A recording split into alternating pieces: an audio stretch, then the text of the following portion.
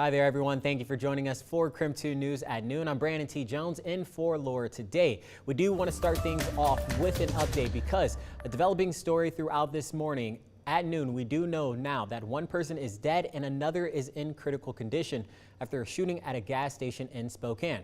I was live on Up with KREM this morning bringing you that breaking news. Right now, we've got KREM 2's Christian Garza live on the scene with an update. Christian. Thank you. In the last 30 minutes, crews have wrapped up investigating here at the Maverick on Division. Now, the Spokane Police Department have released limited information about what happened here this morning, but here is what we know so far. In a press release, Spokane Police say the station received a call around 3:15 this morning about a shooting. Now, when police arrived, they found two people with gunshot wounds here in the parking lot, one of which died on scene despite attempted life-saving measures. Up until about 11:30, crews were investigating all around Maverick as well as across the street where a window was shot at the Hennessy Funeral Home and Crematory. Throughout the morning, crews placed close to 30 placards around the scene as they combed through for evidence. Now, police say the second victim has been taken to the hospital and as of 9 a.m. is in critical condition but stable condition. Now, I have asked police if there are any information or any updates about suspects related to this shooting, but I have yet to hear back from them. In Spokane, Christian Garza, KREM 2 News.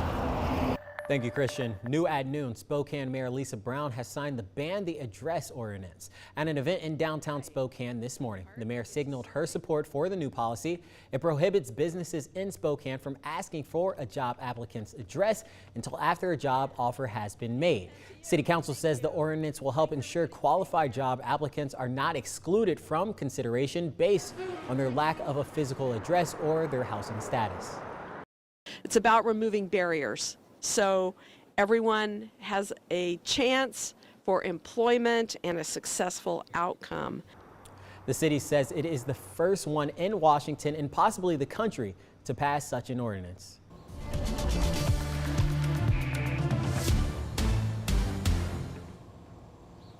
And we do want to go ahead and turn our attention to the Weather Center right now because meteorologist Thomas Patrick standing out there.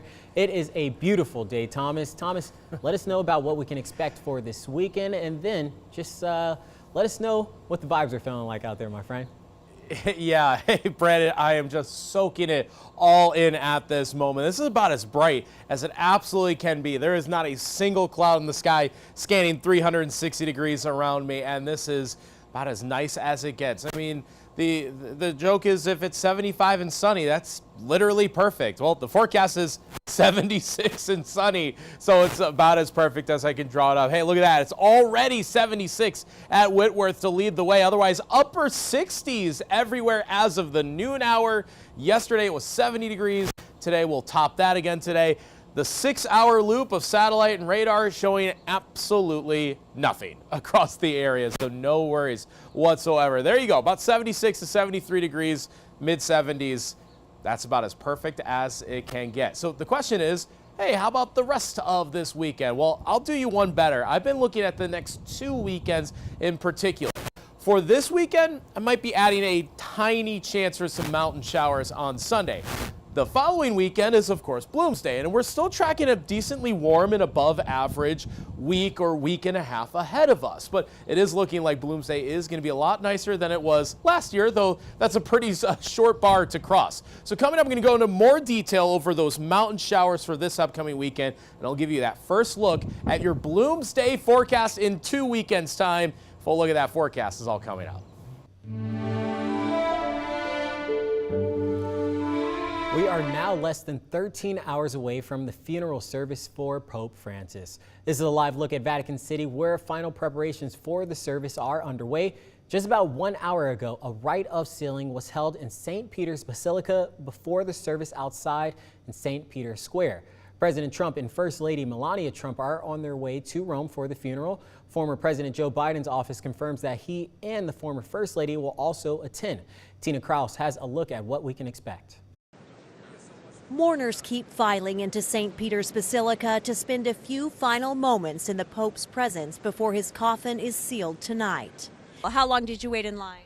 I think it was about 3 hours, 3.5 hours, so not terrible. Risa and Peter Walsh from Leesburg, Virginia, came to pay their respects. He was trying to lift up people and The least bring of us together. Yeah, Humility, yeah, no doubt. which He's a good man. which we need more of in this crazy world.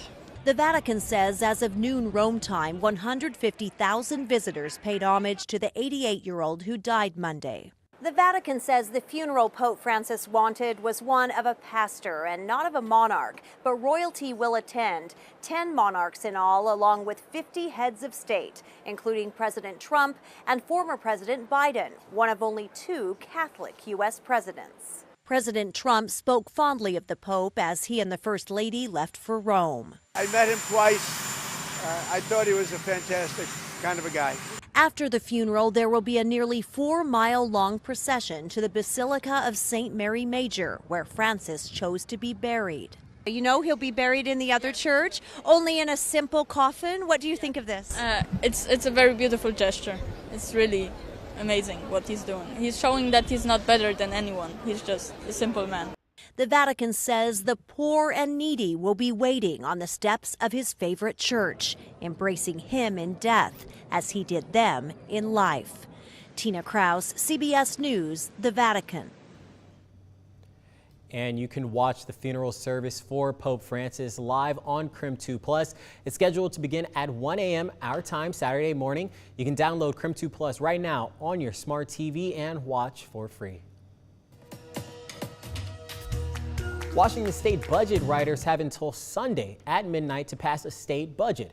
Governor Bob Ferguson says fixing our budget deficit with new taxes or tax hikes is risky and unsustainable. He said the state will have to make some tough choices to close the $16 billion budget gap. If lawmakers can't meet the Sunday deadline, Ferguson would have to call them back for a special session. Looking ahead to this weekend and National Prescription Drug Takeback Day, there are a bunch of spots across the inland Northwest where you can drop off medicines you don't need anymore. The hope is to get these drugs off the street and to help prevent overdoses. Here's a list of a few drop-off locations here in the area. We also have the full list on our website, KREM.com.